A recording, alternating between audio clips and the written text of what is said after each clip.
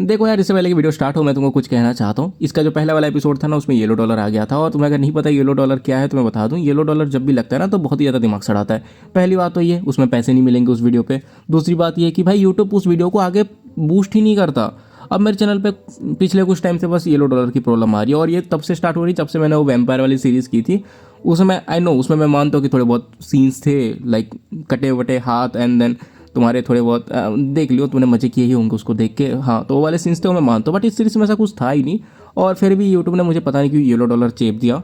बाद में वो ठीक हो गया क्योंकि उसमें कुछ था नहीं, मैंने रिव्यू पे डाला, ठीक हो गया। लेकिन जब तक वो येलो डॉलर था 8 से 9 घंटों तक, तब तक मेरा वीडियो पूरा डाउन चला गया और यूट्यूब ने उसको बूस्ट ही नहीं किया। मुझे तो पैसे नहीं मिले, चलो वो ठीक है, लेकिन वीडियो को बूस्ट ही नहीं मिला, जिसकी वजह से उसमें व्यूज़ ही नहीं आए। और इसीलिए तुम लोगों से जितना हो सके ना उतना इस वीडियो को शेयर करो, ताकि यार मेरे भी बच्चे भूख से मर रहे हैं तो उनका भी पेट का भला हो। तो चलो ज़्यादा टाइम की बर्बादी ना करके वीडियो को स्टार्ट कर लेते हैं। तो जैसे कि हमने पिछली वीडियो में देखा था, अपना जो एमसी है ना, उसने अपना पूरा स्टोरेज भर दिया होता है सामान से, ताकि उसको पूरे एपोक्लिप्स में कुछ सोचना ही ना पड़े। और उसके बाद हम देखते हैं कि जो अपना एमसी है ना, वो हेल्प प्रिजन में आता है, जहाँ पे वो डायरी से बात कर रहा था, और वो कहता है एपोक्लिप्स सर के ऊपर आने को है और मैं नहीं जानता कि ये कितना टाइम तक रहेगा, इसलिए मैं बाहर जाके और भी ज्यादा लिविंग क्रिएचर लेके आ रहा हूँ ताकि ह्यूमन सिविलाइजेशन आगे जिंदा रहे। और तभी वो जो भालू होता है वो कहता है इसका मतलब तो आपको और भी ज्यादा कल्टीवेशन करने की जरूरत है, क्योंकि इस तरह के टाइम पे आपको सबसे ज्यादा सीड्स और सॉइल की जरूरत है, क्योंकि जब तक ये दोनों चीजें रहेंगी तब तक कोई भी लाइफ सर्वाइव कर सकती है। और तभी जो अपना एमसी होता है वो कहता है मैं बहुत सारे सीड्स तो खरीद के ला सकता हूँ, लेकिन सॉइल। और उसके बाद ना वहां से निकलते हुए कहता है मैं समझ गया, मैं जल्दी वापस आता हूँ। और उसके बाद जो अपना एमसी होता है ना, एक बहुत बड़े फील्ड में जाता है और कहता है मुझे ये तो नहीं पता कि ये सारा का सारा जो सॉइल है वो डीमन सीलिंग टावर में फिट होगा कि नहीं होगा, चलो देखते हैं। और उसका तो अपने हाथ को ना नीचे रख के कहता है एब्जॉर्ब। और इतना कहते ही सारा का सारा सॉइल ना वहीं पे हेल टावर पे गिरने लगता है। और जो डाजी होते हैं वो कहती है मास्टर नहीं, ये बहुत ज़्यादा है, इतना मैं यहाँ पे फिट नहीं कर पाऊंगी। करेंटली आपकी जो स्पिरिचुअल एनर्जी है वो इनसफिशियंट है, इतना स्पेस यहाँ पे क्रिएट ही नहीं हुआ है, ये बहुत ज़्यादा कम है, हम तो यहाँ पे डूब के मर जाएंगे। और ये सुनते जो अपना एमसी होता है वो कहता है ठीक है, लगता है कि मैंने 10 टन्स तक तो सॉइल इकट्ठे कर ही लिया है, लेकिन मुझे स्टिल अभी भी लग रहा है कि ये बहुत ज़्यादा कम है। वैसे भी एपोक्लिप्स के बाद मिट्टी के साथ साथ हर एक चीज़ बदल जाएगी, इसीलिए उस टाइम पे अच्छा सॉइल मिलना बहुत ही ज़्यादा मुश्किल हो जाएगा। और वैसे भी मेरे पास ज़्यादा टाइम नहीं है लूज़ करने के लिए। और उसके बाद तो वहाँ पे बैठ के कल्टीवेट करने लगता है। और तभी हमारा सीन उस बुढ़िया पे शिफ्ट होता है जो कि बहुत ज़्यादा फायर क्रैकर्स लेके आई होती है, और वो कहती है जायान आज रात तो मैं तुमको मरते हुए देखूंगी। लेकिन तभी उसका जो पोता होता है ना, वहाँ पे एक मिरर लेके आता है, और इसको देखे जो बुढ़िया होती है वो कहते हैं कि क्या हुआ भाव, अच्छा क्या ये मिरर तुम उस शॉप से लेके आए हो जहाँ पे हम फायर क्रैकर्स खरीदने गए थे। हाँ, जैसा कि मैंने एक्सपेक्ट किया था मेरे ग्रैंडसन से, तुम कितने ज़्यादा स्मार्ट हो यार, तो अपनी दादी के लिए अभी से इतने छोटे छोटे गिफ्ट्स लेके आने लगे। यार ऐसी औरतें कहाँ पे होती हैं यार, खुद के पोते को चोरी करने पे शाबाशी दे रही है। काश उस दिन इस बुढ़िया के बाप ने भी ना मेडिकल से वो चुरा लिया होता तो आज इसकी शक्ल हमें देखनी नहीं पड़ती। और उसके बाद हम देखते हैं कि उसका जो पोता होता है वो डरावनी हंसी के साथ कहता है इस मिरर के अंदर कोई है, और वो कहती है कि क्या कोई है। और तभी उसका जो पोता होता है ना, जबरदस्ती उसको देखने के लिए कहता है, और वो जैसे ही दिखती है उसके अंदर उसको एक डीमन का फेस दिखता है, और उसको देखते हुए पूरा डर जाते हो, नीचे गिरते हुए कहती है घोस्ट, उसके अंदर एक घोस्ट है। लेकिन तभी उसका जो पोता होता है ना, वो उसके पास आते हुए कहता है ग्रैंडपा क्या आपने अपने आप को मिरर के अंदर नहीं देखा, हमने तो कहा था कि आपका भाव कुछ भी करे वो सब कुछ सही होता है, तो आखिरकार आप अपने आप को क्यों नहीं देख रही, इसलिए देखिए ना आप हैं इसके अंदर। और हम देखते हैं वो जो मोटी होती है ना, वो उसको देख के डर रही होती है और कहती है मेरे से दूर हटाओ, मेरे से दूर हटाओ। लेकिन तभी उस मिरर के अंदर से ना वो डीमन आती है और उसको पोजेस कर लेती है। और इसको देख के उसका जो पोता होता है कहता है ये तो सच में बहुत ज़्यादा मज़ेदार था, बहुत मज़ेदार था ग्रैंडपा, चलिए ना खेलते हैं, हम और खेलेंगे। और वो तभी देखते हैं कि उसकी ग्रैंडमा ना वहाँ पे उड़ती है और कहती है वाओ तुम्हारी ग्रैंडमा तुम्हें पसंद करती है। और उसके बाद वो जो डीमन होती है ना, वो उस बच्चे को अपने अंदर संभाल लेती है। और तभी हम देखते हैं उस रात को ना बहुत सारे सोल्स सिटी के हर जगह में घूम रहे थे, मतलब हर किसी को पोजेस कर रहे थे। और तभी हमारा सीन अगले दिन पे शिफ्ट होता है, जहाँ पे एक बंदा वेयर हाउस को बंद करते हुए कह रहा था क्या बहुत ज़्यादा बारिश होने वाली है। लेकिन तभी वहाँ पे ना एक सीप आती है जिसके अंदर से कोई चिल्लाते हुए कहता है हे यहाँ पे एक प्रॉब्लम हो गई है, हमने यहाँ पे बहुत सारे मॉन्स्टर की तरह दिखने वाली मछली पकड़ी है। और उसके बाद हमें उस बोट को दिखाया जाता है जिसके अंदर ना बहुत ही अजीबोगरीब मछलियाँ होती हैं। एक बंदा कहता है कि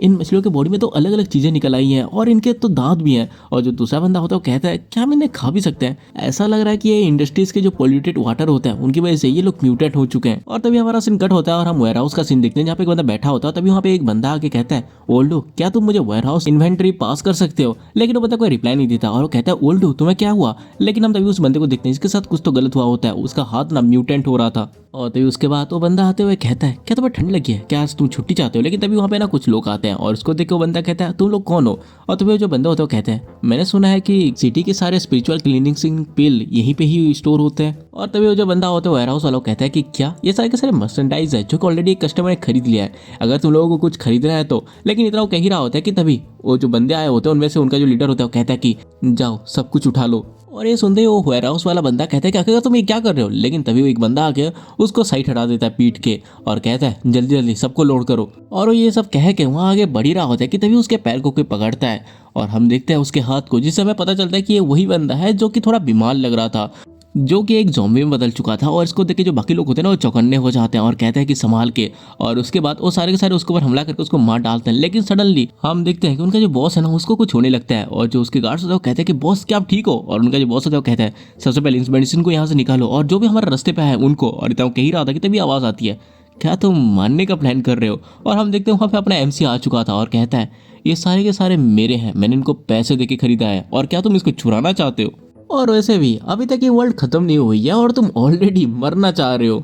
और तभी जो बॉस होता है वो कहता है देखो दोस्त, मैं अगर सच बताऊं तो ये जो पोर्ट है और ये जो इंडस्ट्रियल एरिया है ये मेरे बॉस को बिलोंग करता है। और क्योंकि ये जो सामान है ये अभी तक यहाँ से निकले नहीं है, इसका मतलब ये हमारा है। लेकिन फिर भी हम तुम्हारे ऊपर एक फेवर करते हैं, तुम बताओ कि तुम्हें कितने पैसे चाहिए, हम तुमको देने को तैयार है। लेकिन जो अपना MC होता है वो कहता है देखो यार मुझे यहाँ में मोल भाव करने में कोई इंटरेस्ट नहीं है, इसलिए तुम यहाँ से चले जाओ।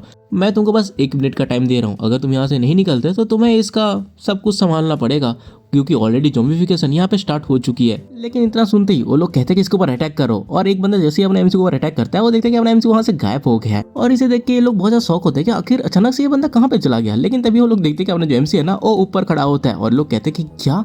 और तभी जो अपना MC होता है ना एक बॉक्स को खोलता है और कहता है बाय द वे तुम लोगों ने अभी यही कहा था ना कि ये सारे के सारे सामान जो इस पोर्ट पे है ये सारे तुम्हारे बॉस का है राइट, और इसको भी मिला के। और ये सुनते उनके जो बॉस होता है वो कहता है कि आखिर तुम कहना क्या चाहते हो। और तभी जो अपना MC है वो कहता है जैसे कि तुम लोगों ने कहा था मैं ये सब चुरा के ले जाऊंगा। और उसके बाद हमें उस ना वेयर हाउस में एक ब्लास्ट दिखाया जाता है और तभी हमारा सीन कट होता है और हम एक हवेली को देखते हैं जहाँ पे कुछ चिल्लाए कहती है कि क्या तुमने क्या कहा।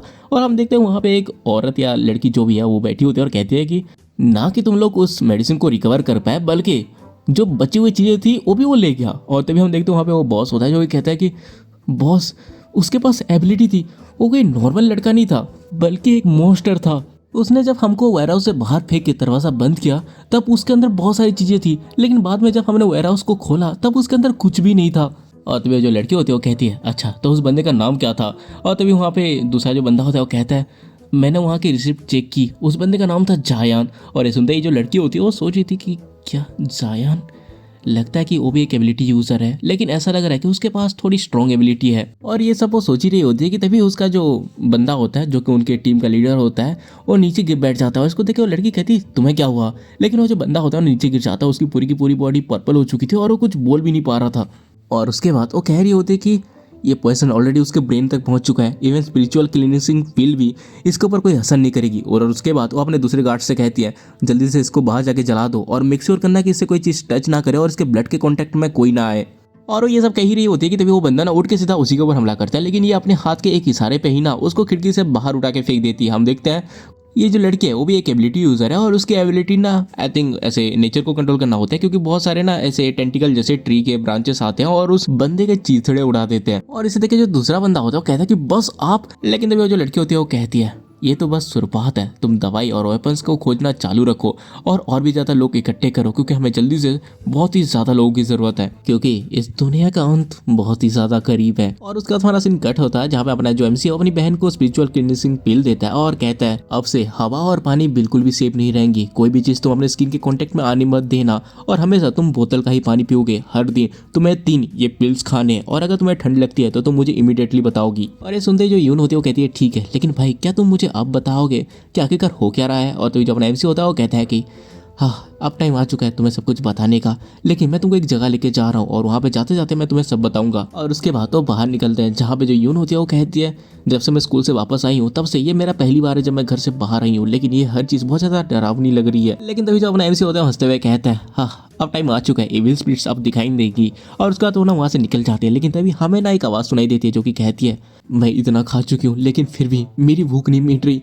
उनके पास हमेशा से हर एक चीज़ थी लेकिन वो मुझे कभी नहीं देते थे, अब यहाँ पे जितना भी चीज़ है हर चीज़ मुझे बिलोंग करती है, मुझे और चाहिए, मुझे और चाहिए। और हम देखते हैं ये वही मोटी औरत होती है जिसने कि अपने पोते को खा लिया था और चिल्लाते हुए कहती है, मैंने तुमको 1000 बार बोला है कि मेरे घर के चारों तरफ ऐसे मत घुमा करो, तुम मुझे जगा देते हो, तुम्हें पता है ना मुझे सोने में तकलीफ होती है। और उसके बाद वो बहुत ही तेजी से दरवाजा खोल के बाहर भागती है और कहती है, जो भी मेरे अगेंस्ट जाएगा मैं सबको खा जाऊंगी। और उसके बाद हम बाहर का सीन देखते हैं जहाँ पे एक तरफ अपना एमसी अपनी बहन को लेकर वहां से निकल रहा था, तो दूसरी तरफ वहां पे रियोलान आ रही थी उस घर को देखने के लिए। और तभी जो रियोलान की माँ होती है वो कहती है, वैसे रियोलान क्या यहाँ के जो नेबरहुड है उनकी सिक्योरिटी थोड़ी बुरी नहीं है? लेकिन जो रियोलान होती है वो हंसते हुए कहती है, क्या हुआ कि यहाँ की सिक्योरिटी खराब है? तो यहाँ पे एक ऐसा लड़का है जो कि बहुत ज़्यादा स्ट्रांग है, वो है जायान, और उसके ऐसे लड़के के होते हुए हमें यहाँ पे कोई दिक्कत नहीं होगी, हम यहाँ पे हमेशा रह सकते हैं। अब इस बेचारी को कौन बताया कि भाई जायान तो अपने बहन के साथ पतली गली से निकल चुका है, अब इनके लंका लगेगी। और तभी उसकी जो माँ होती है वो कहती है, बेटी हमने ऐसा ही हजारों रुपए उधार नहीं लिए तुम्हारी सुंदरता बढ़ाने के लिए, तुम इतनी ज़्यादा ब्यूटीफुल हो कि जायान तुम्हारे पीछे जरूर पड़ेगा। अरे सुनते ही जो रियोलान होती है वो तो हंसते हुए कहती है, ऑफकोर्स जायान मुझे बहुत ही ज़्यादा पसंद करता है, इसीलिए तो वो पहले मेरे से इतना ज़्यादा ऑब्सेस्ड था, मेरे पीछे ही घूमता रहता था। हालांकि इस टाइम मुझे समझ नहीं आ रहा कि वो इतना ज़्यादा पागल क्यों हो गया है, लेकिन अभी तो वो बहुत ही ज़्यादा स्ट्रांग और पावरफुल बन चुका है। और अगर मैं उसको दोबारा अपने प्यार के जाल में गिरा लेती हूँ तो हमें कोई भी नहीं रोक पाएगा, उसने तो सिंजुन के फैमिली तक को लूट लिया है। वैसे भी मैं अगर अभी उसके पास जाऊंगी और उसको थोड़ा सा फ्लर्ट करूंगी तो फिर से सरेंडर कर लेगा। लेकिन तभी उसकी माँ देखती है और कहती है कि अरे जायान तो वहाँ पे निकल रहा है। और उसके बाद ना वो टैक्सी रोक के कहता है, अरे जल्दी जल्दी उसका पीछा करो, मैं नहीं चाहती कि जायान जैसा ट्रेजर किसी और लड़की के हाथ लग जाए। और उसके बाद हम देखते हैं कि जो अपना एमसी है वो एक जगह पे जाकर उतरता है जहाँ पे ना एक बंदा अपने बेटे को लेके वहाँ के स्टाफ से लड़ रहा था कि मेरा जो बच्चा उसका कैप टूटने ही वाला था और उसका फेस नियरली इंजर्ड होते होते बचा है और तुम लोग कह रहे हो कि ये बस एक्सीडेंट है। और जो दूसरा बंदा होता है वो कहते हैं, मुझे माफ़ कर दीजिए सर, हमारे जो एनिमल्स होते हैं वो यूजुअली बहुत ज़्यादा शांत होते हैं, लेकिन आज हमें भी नहीं पता कि उनको क्या हो गया है। और इन सबको देखे जो यून होती है वो अपने एमसी से पूछती है, वैसे एनिमल जो यहाँ पे इतने गुस्से हो रहे हैं क्या ये भी वर्ल्ड के एंड होने से रिलेटेड है?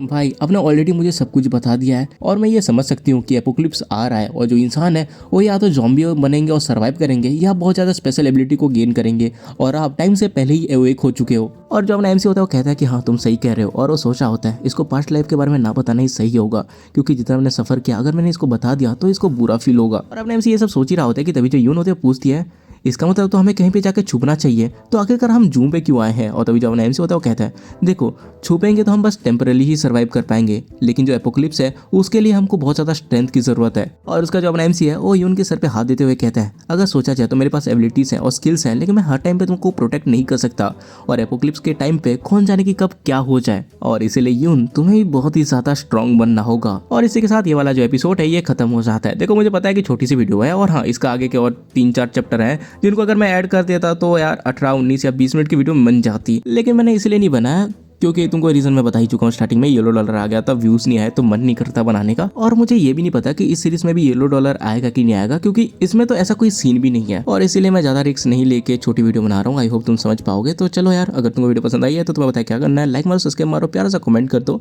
और जितना हो सके उतना वीडियो को शेयर करो। तो मिलते अगली वीडियो में, तब तक के लिए बाय।